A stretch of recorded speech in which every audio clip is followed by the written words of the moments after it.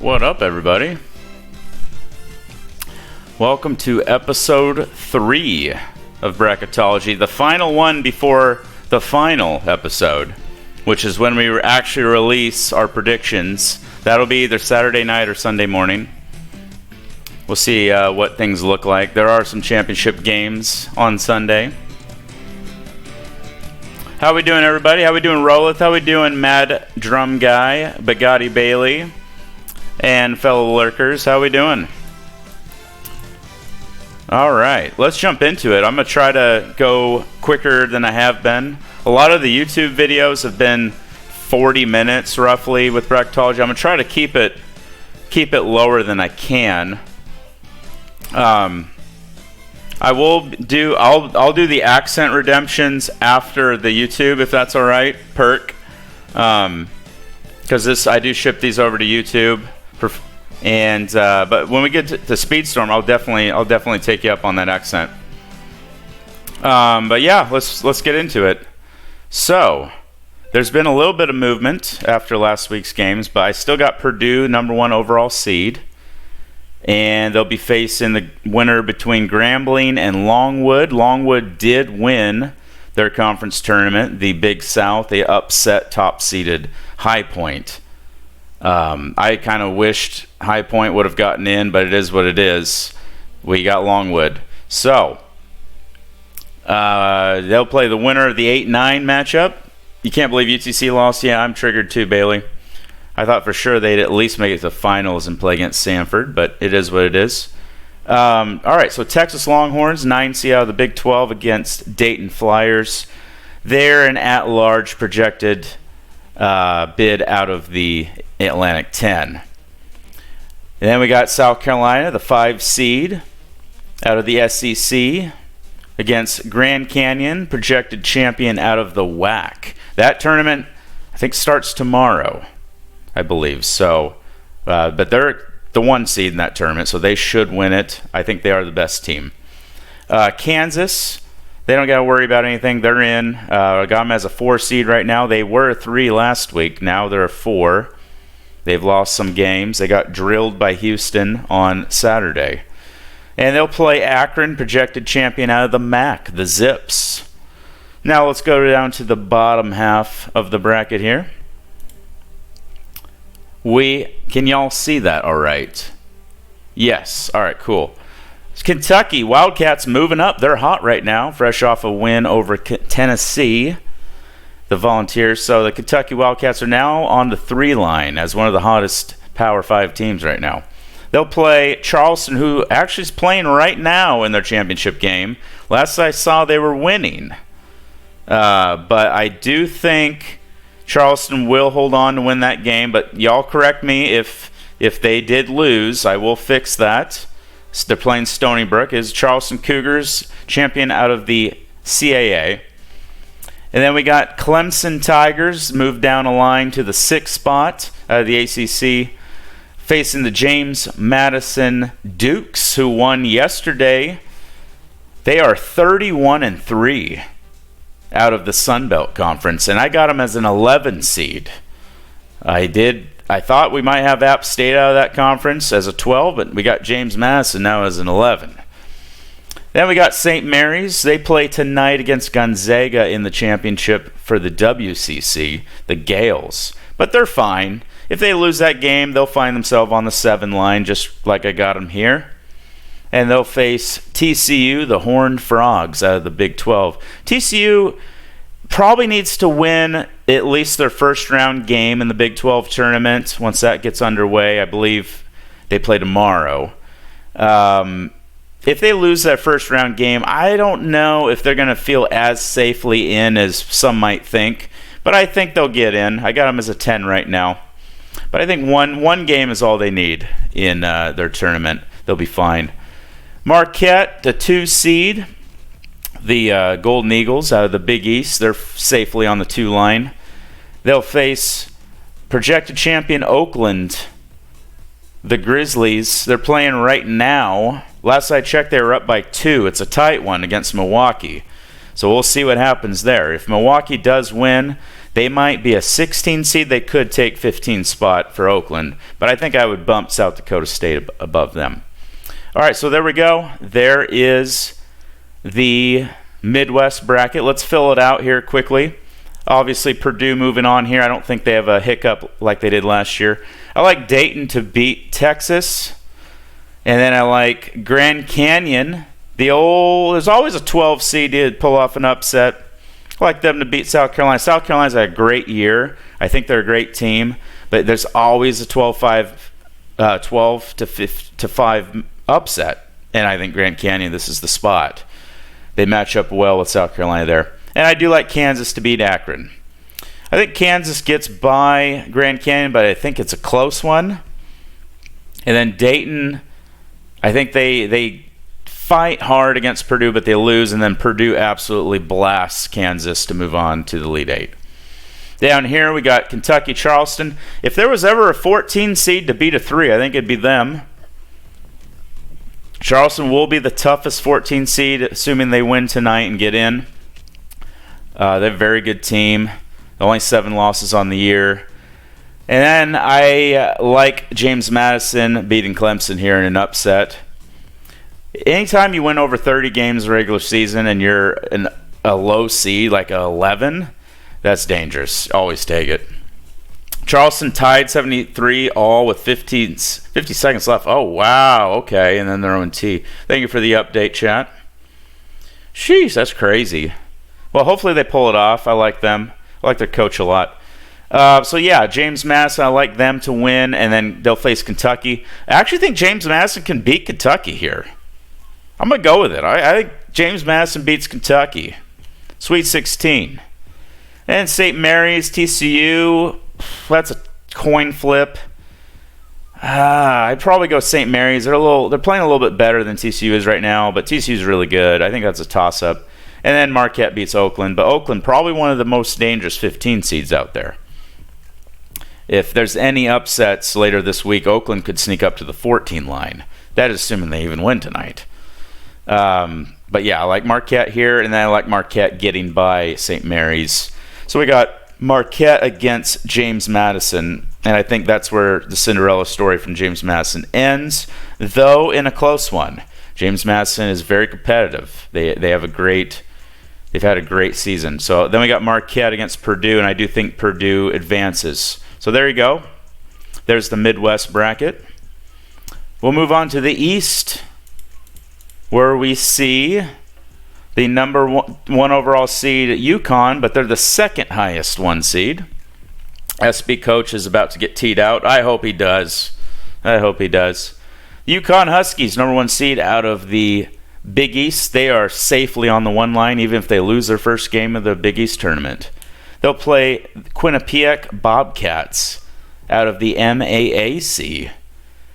And Quinnipiac is projected to win the conference, but they're not quite in yet. They do got some work to do. But they are the best team from that conference, so we'll put them there for now. Then we got FAU, 8 seed. The Owls, I think they're safely in right now. They got too many good wins, good record, even if they lose their first game in their tournament. And they'll face Oklahoma, the Sooners, who are trending downwards. If Oklahoma doesn't win their first round matchup, they might be in trouble. They might find themselves on the bubble. But I got them in as a 9 right now. BYU, the Cougars, they've moved up a line. We had them, I think, as a 6 most recently. Now they're a 5. They are the closest to being a 4 seed out of the 5 seeds right now for my numbers. They are in the Big 12, safely in. Facing the Princeton Tigers, projected champ out of the Ivy League, the Smart Kids. And then Samford, who just won last night the Southern Conference Championship as a 13 seed. And they'll be facing the Alabama Crimson Tide safely in as a 4. I think they'll stay a 4 unless they lose their first game or win the SEC tournament. They could jump to a 3. All right, let's move down to this bottom part of the bracket here. Iowa State, 3 seed, the Cyclones out of the Big 12, facing the Vermont Catamounts, 1 tonight, playing their championship coming up here out of the American East. Vermont, always a tough team, always a mainstay in March Madness. Charleston up 5 with 2 minutes 11 seconds left. Awesome. Keep me posted. Drake on Sunday pulled off the upset against Indiana State to win the MVC conference. The Bulldogs back at it for second year in a row. They got them as an 11 seed. That's their highest seed they've been since, I think, 2021. So they might be pretty fired up to see them on the 11 line instead of a 12. They'll be playing the Wisconsin Badgers, who have been trending downwards of late out of the Big Ten. Wisconsin's safely in, but if they don't start winning some games, they might drop down to a 7. And we got the Florida Gators out of the SEC as a 7 seed. One of the higher 7 seeds, though. They could find themselves on the 6 line. And then Colorado Buffaloes. They were previously on my last 4 in on the bubble.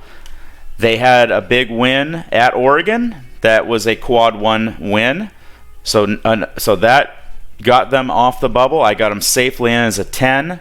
One of my lowest 10 seeds, though. So they do need to win at least a game or 2 in the Pac-12 to feel a little more safe.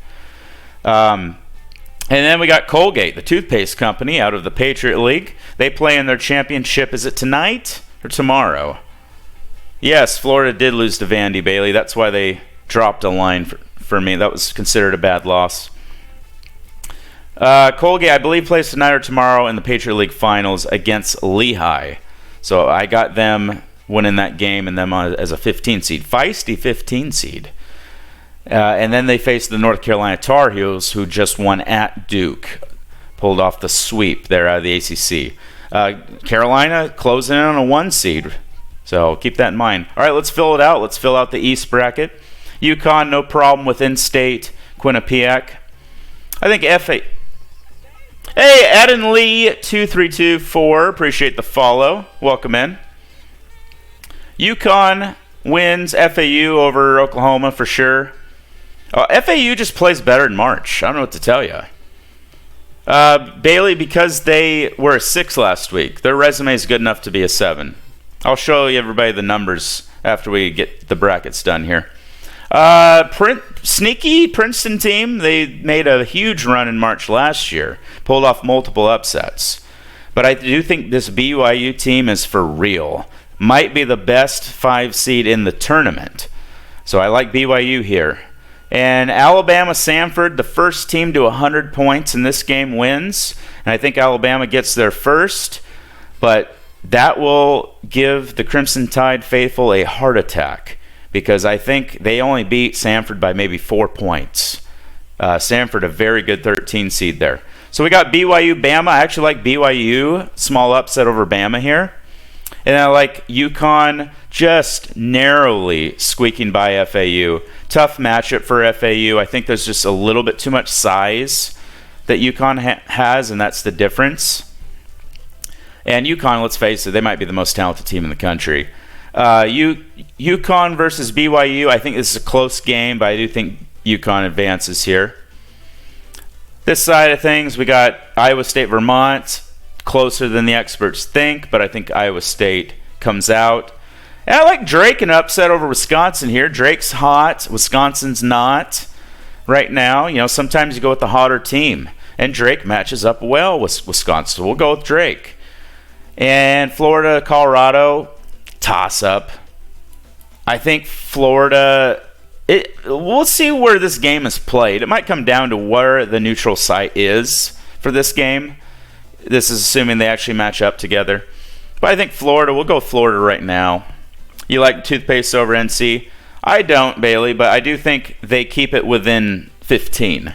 I think this is not a blowout. I think North Carolina only wins by maybe 12. I think they would cover the spread. I assume the spread would be like 16 or something like that. So, yeah, I like North Carolina to beat Florida here. And I think Drake can beat Iowa State. I think that would be a slow pace. I think that'd be a toss-up, honestly. I think this is a buzzer-beater type of game. Could be Iowa State, could be Drake. We'll go with Drake right now. And then I like North Carolina to beat Drake. And then UConn advances to the Final Four over North Carolina. Okay, South region. The third number 1 seed, Houston Cougars. They are safe as a 1 seed even if they lose their first round in the Big 12 tournament. Make that 24 seconds, and Charleston's up 3. All right, hopefully they hold on. Houston Cougars, champions projected out of the Big 12. They'll face the winner of Norfolk State Spartans and Merrimack Warriors. Last time I checked, Merrimack was winning tonight in their championship game for the NEC tournament. And I do expect it to hold. So, yeah, they'll be playing the play-in game there. Then we got the 8-seeded Colorado State Rams out of the Mountain West facing Michigan State Spartans out of the Big 10. Then we got Auburn Tigers out of the SEC facing projected champion out of the American Conference. They're the current 1 seed. I don't know if they'll win the tournament, though. But right now, they're the 1 seed, so we'll put them there for now. South Florida Bulls out of the American. And then we got McNeese State, who just won tonight in the semis against Lamar. They'll play the Southland tournament final, and I do expect them to win that. They are very good. Merrimack lost by 7. Really? Well, we got Wagner then. Wagner will be right here. Thank you for the biddies, Bailey. Wagner will be taking Merrimack's spot on the 16 line.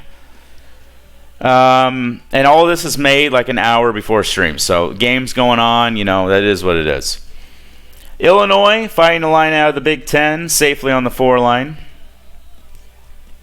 All right, moving on. We got Duke, Blue Devils out of the ACC, facing 14-seed Morehead State out of the OVC.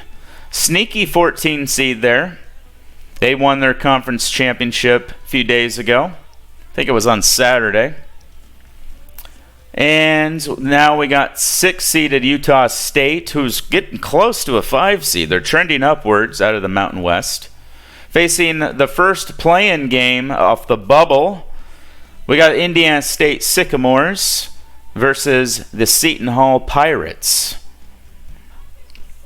And then now we got the Texas Tech Red Raiders out of the Big 12 on the 7 line versus the 10-seeded Mississippi State Bulldogs. Mississippi State is trending downwards, though. You might see them drop to an 11 or out of the tournament if they don't win the first game of the SEC tournament.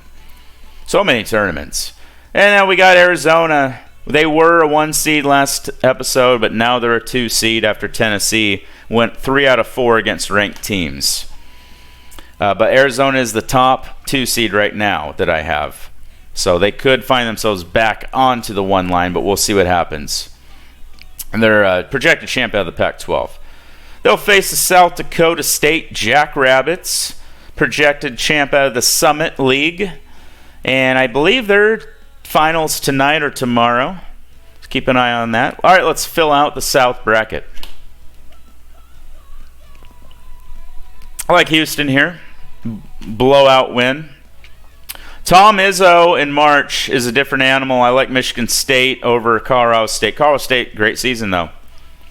I like Auburn over South Florida here. I think if Auburn played a different 12 seed, though, they might be on upset alert. And I like McNeese State to upset Illinois, the most dangerous 13 seed in the tournament. McNeese State, they only have 3 losses on the year. They have a lot of Power 5 talent on that roster, coached by Will Wade. And Auburn will get by McNeese State in the second round.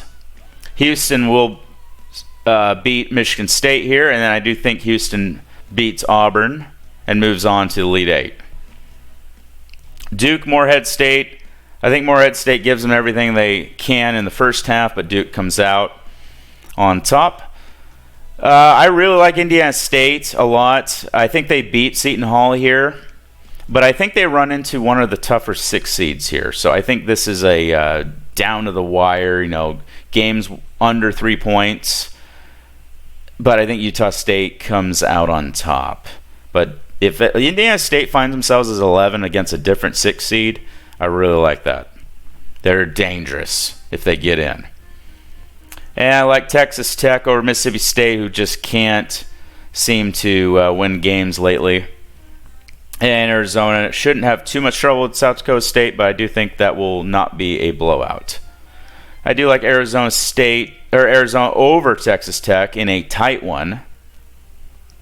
And then I like Utah State to get by Duke in a small upset, 6th seed.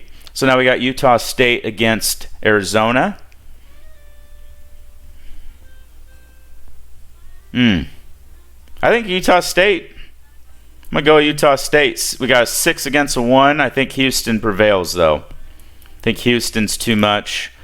Three teams been really dominant all year in Houston, Purdue, and UConn. I think Houston gets by and makes it to the Final Four. All right, the final region here. And then we'll go to the stats. I'm getting a little bit quicker at this. Tennessee, the newest addition to the 1 seeds. After a huge 2-week stretch where they beat 3 ranked teams and lost to 1 ranked team. They get Stetson. The Hatters, who just won the Atlantic Sun Conference. Charleston up 2 with 3.9 seconds. What a game. What a game that must be. It's killing me that I can't see that right now. The Stetson, first time ever making the tournament, so they're going to be stoked. And they're probably the most talented 16 seed in the tournament, so keep that in mind. Then the 8-9 matchup, we got Boise State out of the Mountain West. They're safely in. And Northwestern, kind of on the bubble, but I do think they are safe, even with a loss in their first round out of the Big Ten there. Then San Diego State, the 5 seed out of the Mountain West again. I got 6 Mountain West teams in the field. Only one of them is not safely in, though. And then they'll play the Richmond Spiders, who's the current 1 seed out of the Atlantic 10. I don't think Richmond will win the tournament, though. I actually think Loyola-Chicago might win that tournament. Then we got UC Irvine, 13 seed, the Anteaters. They projected champ out of the Big West. Facing Nevada, a 4 seed. You guys are probably surprised to see Nevada on the 4 line, but I'm going to show you why that is in a bit. I almost had Nevada as a 5. Most people probably do, but I snuck them up to the last 4 seed. The Wolfpack out of the Mountain West. Another Mountain West team. We'll go to the bottom half of the bracket here. Creighton Blue Jays out of the Big East. Now a 3 seed. Trending upwards. They could find themselves on the 2 line. Facing the Louisiana Tech Bulldogs out of the Conference USA. Projected champion of that tournament. Don't be surprised if Western Kentucky or somebody else wins it, though, but I do think Louisiana Tech's the best team in that league. Washington State Cougars, 6 seed, facing the other bubble play-in game between the Virginia Cavaliers of the ACC and the New Mexico Lobos out of the Mountain West. The last 2 teams I have in the field. And then we got Gonzaga playing for the championship tonight, but they are safely in the field out of the WCC against the Nebraska Cornhuskers, the 10 seed out of the Big Ten. Nebraska could work themselves up to a 9 seed if they do well in the Big Ten tournament. Then we got the Baylor Bears, now a 2 seed out of the Big 12, but they could find themselves as a 3 if they don't do super well in their tournament. And Montana, still alive, the highest remaining seed in a upset-heavy Big Sky tournament right now. And let's fill it out. The West region. I like Tennessee over Stetson. I do think Stetson keeps it within 20, though. Boise State Northwestern. I like Boise State. San Diego State and Richmond. I like San Diego State here. You know, they got experience from last year's Final Four team.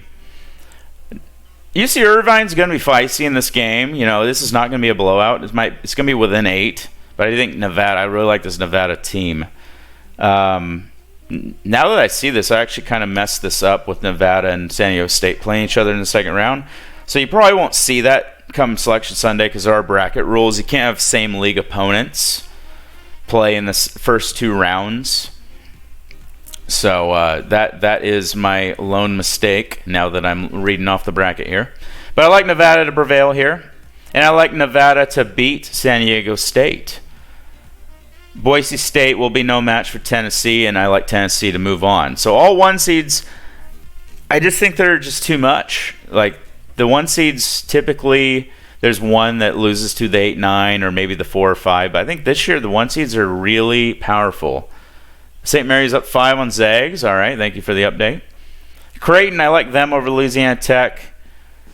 And I like Washington State over the winner of this game, which will probably be New Mexico.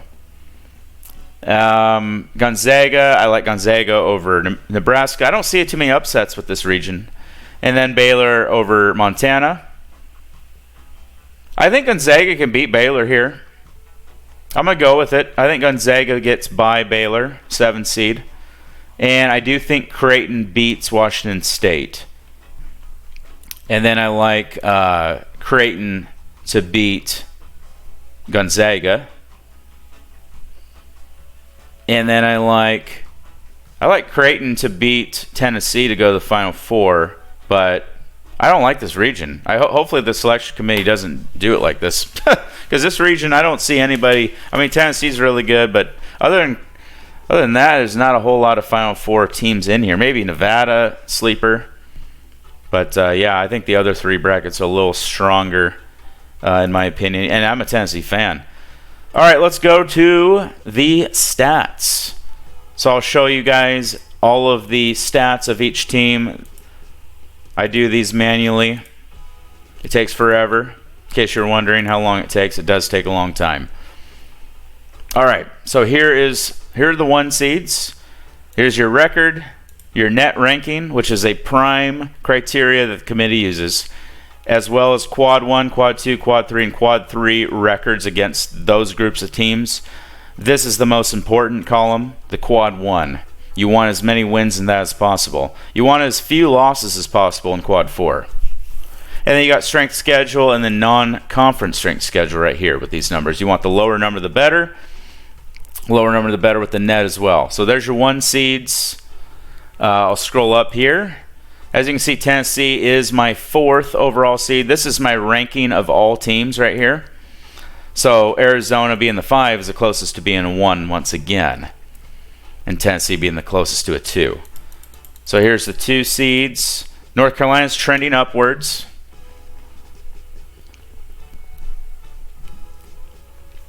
But I do think there's separation between Arizona, North Carolina, and then Baylor, Marquette. I think there's a big separation between 6 and 7.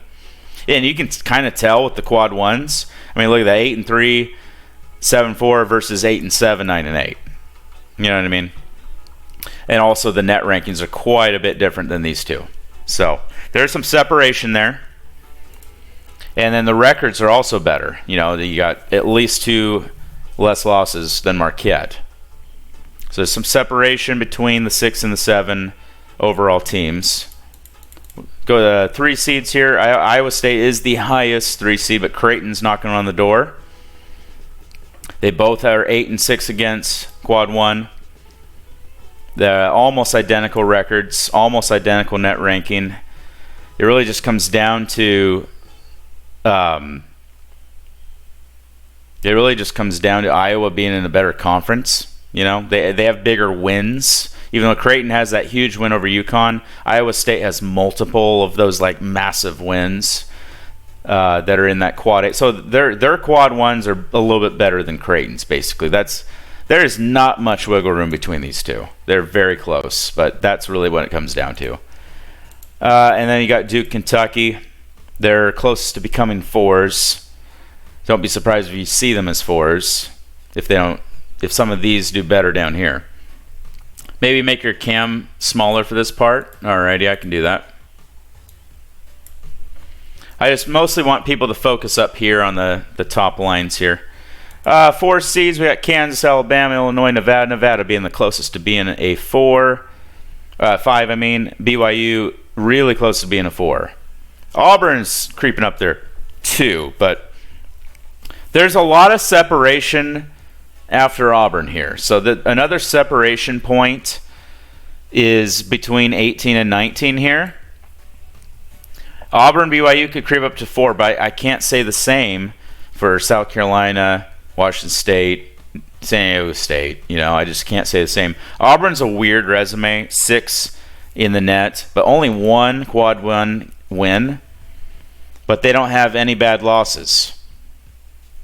It's hard to find them a spot. I think 5 kind of fits because they don't have that many quad 1 wins, but they have a great net ranking, a great record, everything else. So it's kind of a weird team to grade there. Now here's something I had to do. So sometimes with bracketing rules, you have to make adjustments. You have to move a team down a seed line and move a team up a seed line. They'll tell you that on Sunday. This is the only adjustment I had to make today. So San Diego State they should be a 5 seed. Or I did have them as a 5 seed, even though they're ranked 21 and Washington's 20 on my metrics. But I had to flip-flop the two because San Diego State would have ended up playing somebody in their league in the first game.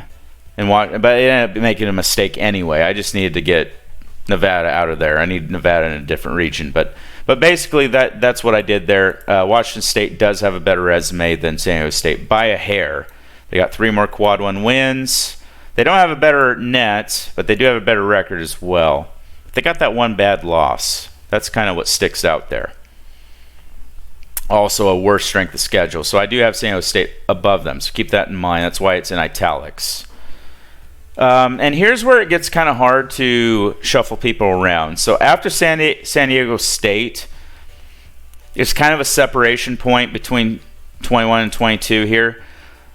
And I'd say 22 really all the way down to about 27 are all kind of the same team. Clemson, Utah State, Wisconsin, Gonzaga, St. Mary's, Texas Tech. All those teams are very similar. Their records may not show that, but they all have kind of that middling resume where you could be a 5 seed, a 6 seed, a 7 seed. They all kind of are doing good things in one form or another. So keep that in mind. This is probably going to be a huge shuffle on Sunday. You might see this in any possible order, but this is how I have it. I think Utah State has the most upside at 26-5, 5-4 against quad 1. I think they can move all the way up to a 4 seed if they win the Mountain West. We got the 7 seeds, Gonzaga, Texas Tech, St. Mary's, Florida. Like I said, Bailey was wondering why Florida's a 7 seed. Here's why. 35 net ranking, 4-7 against quad 1. And they're 6-0 against quad 4. You don't want to have any bad losses there. Pretty good strength schedule and a decent record. You could make the case that they could be an 8 seed. You could move Dayton up there. You really could. I mean, it's a pretty close. You could even make the case for FAU.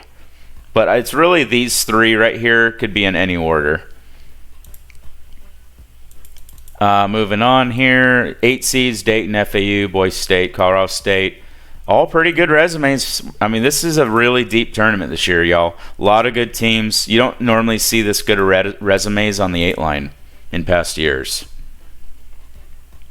9 seeds, we got Michigan State, Texas, Northwestern, Oklahoma. There's your stats for that. Now you're starting to get into some of these losing records in quad 1.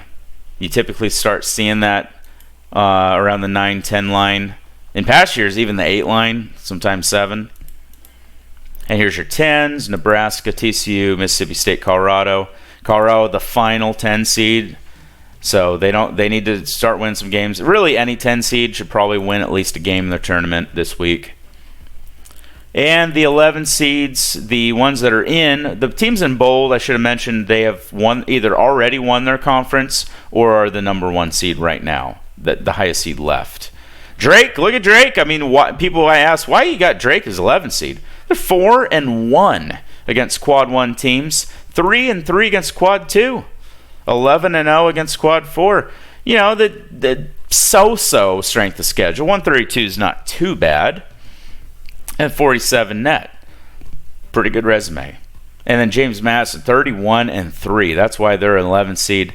They do got that 1 quad 1 win at Michigan State. But, they got one bad loss here. That was the Southern Miss, I believe. I think that loss right here might be App State, and then this one is the other App State. One was at home. So this is probably the home one. This is probably the away. But bad strength schedule, but hey, you're 31-3. You beat the teams you need to beat. So that's why I got them as 11. Bubble.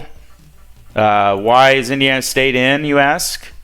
This is going to be a hot topic on Sunday. Probably the most drama on Sunday will be Indiana State. I guarantee it. They are the 29 in the net ranking. The lowest ever net to not make the tournament is 33. I'm not going to go against trends. 29's below 33. Indiana State's getting in. They got a quad 1 win, but if you combine quad 1, quad 2, they're 5-5. That's not bad. And they got a decent strength schedule at 130. It's not great. But they got a great record. But sometimes it just comes down to the eye test. Do they look like a tournament team? And I think they do. I think that'll be a point of emphasis on Sunday. Then Virginia, New Mexico, they don't have any room. How many teams get in the tournament? 68. Yep. 32 auto bids, I believe, and 36 at large. I think I might have that backwards. But there you go. Now let's get into the bubble. I will quickly scroll through the mid-majors here. All right, bubble. We already went over it. The last 4 in: Seton Hall, Indiana State, Virginia, New Mexico. All you need to win. You need to win. Indiana State's season is over until they hear their name called on Sunday. But these 3, they need to win a game in their conference tournament to keep on the right side of the bubble. 2 games and you're probably in. 2 wins, you're probably in. And we'll go to the teams left out. My first 4 left out. St. John's, the first team left out. But don't be surprised if you hear their name called. Yeah, 69, Bailey, yep.